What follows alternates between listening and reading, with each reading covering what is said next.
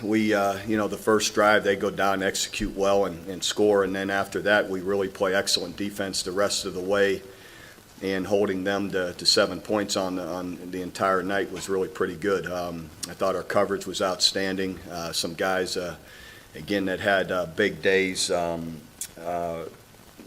Quentin Carter had a huge day with about 17, 18 tackles. Some guys up front, Jeremy Beal, Jamarcus McFarland, Price Macon really played well. Jamel Fleming again with a bunch of passes defended. Jonathan Nelson, the interception. So really just solid all the way around, and kicking game was really good also. So anyway, that's behind us, and now we're on down to Baylor, a team that's really having a really good year. Coach Browse, since he has been there, has really done an excellent job building that program. With more consistency every single year. They really play disciplined football. They've got a lot of skilled athletes running around. Everyone talks about their quarterback. Of course, Robert Griffin is an excellent player, and everything begins with him. But they've got a lot of good athletes on each side of the ball around him now, and playing good, disciplined in the way they play. You look at them, they're at the top of the league in most every offensive category, and and defensively, their structure and the way they play is very sound and solid in what they're trying to do. So anyway, we're excited about the challenge of it here. Two games remaining, and going down to face Baylor is really what's got our full attention this week. We'll have a good week of practice. We started yesterday with the great Monday. Really, guys really worked well and are excited about the opportunity. Are you surprised at how the Big 12 South has been shaken out this year? Not overall. I think every year it's difficult. There's a lot of good football teams. I watch, and there's a lot of good athletes at all schools, and coaches are doing a good job, obviously, everywhere. So it's always, to me, been challenging. Bob, could you talk about the transition, Ronell, from what he was as a linebacker to defensive end and the things he has to deal with? I think everybody just assumes at defensive end you can pin your ears back and rush the quarterback all the time, but there's a lot more to it than that, isn't there?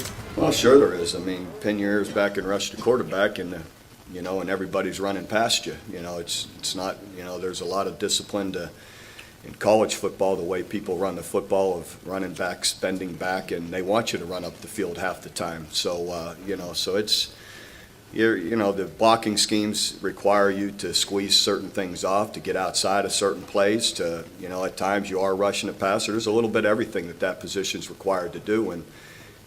But the way people run the ball in college with the shotgun, zone read, and all of those type of plays, there's a lot of discipline to playing it, not just running up the field by far and away. Bob, Griffin against OSU didn't run hardly at all.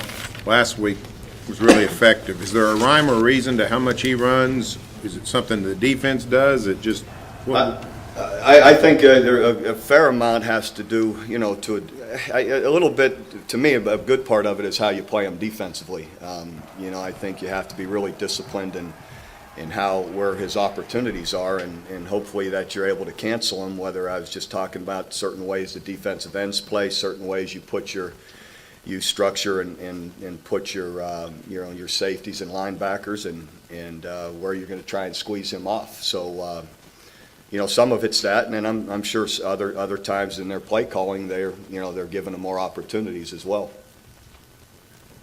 Bob, you talk about Jeremy Beal. There's some people that are thinking that he's not having any type of special year, but he's still pretty high on the NFL draft boards, and Jeremy's having a great year. I mean, he's had a bunch of pressures, tip balls, sacks, tackles for loss.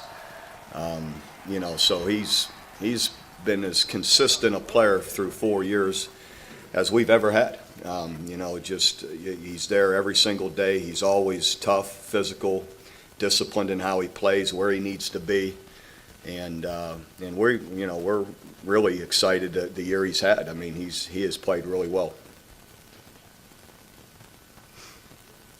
If anybody wants to ask you about going on the road this week, Go ahead. Like I told you before, we're 2-2 this year, and here we go for the next one. I want to ask you about a quote that Sam Bradford gave me after the 2007 game at Iowa State. He said, our energy doesn't seem to be the same as it is at home, and I think we need to bring more energy when we come on the road. That was after the Colorado game, after the Iowa State game. Means nothing. That's 2007, you're quoting the guy. So this is 2010. What I'm getting at is, he made that supposition after going on the road 2 times and playing not as well as a team as they had at home. So the question is, does that still exist? Do you see out here where guys have energy here that they don't have in College Station, or is it a different energy level, or is that something that you have to balance? You can't get too high, you can't get too low. I never believe in being too high or too low, but I'm not out there gauging that. So you'd have to call Sam and see how he feels when he's around us and see what he thinks about it. You can't detect the difference between whether a guy's got a different energy level. Every energy level for every game's a little bit different. Okay. Whether it's home. That's right. And I don't have the gauge to tell you what each time it is, so. But it hasn't been alarming for you. No. It hasn't been a warning sign. Is No. it going, okay. DeMarco said the same thing Saturday night, to bring it more into current times. DeMarco said kind of the same thing Saturday night. He said, when you get too high, when you get too amped up, you see what happens. And he was talking about the play at College Station where he popped the guy in the face with the ball. He got too excited. He let his energy level get too high, and look what happened. That can happen. I mean, Talk about there's balance. always, to me, that's why I said it earlier, you don't want to be too high, you don't want to be too low, because in the end, after the first 5 minutes of the game, you're playing ball, so I don't, there's a million scenarios you can write about, whether it's this, that, or the other. In the end, we've won 2 games on the road and lost 2 on the road, so. Well, you mentioned Griffin earlier and the things he can do, but Baylor actually has improved their skill level at a number of different positions, haven't they? Yeah, excellent. Finley, the running back, is an excellent player. They got some speedy wide receivers. That's what I was saying. They got skilled guys, all around anymore. You watch, they get a lot of fast guys and are playing well, making big plays. And, defensively, you see the same thing, some athletic guys running around.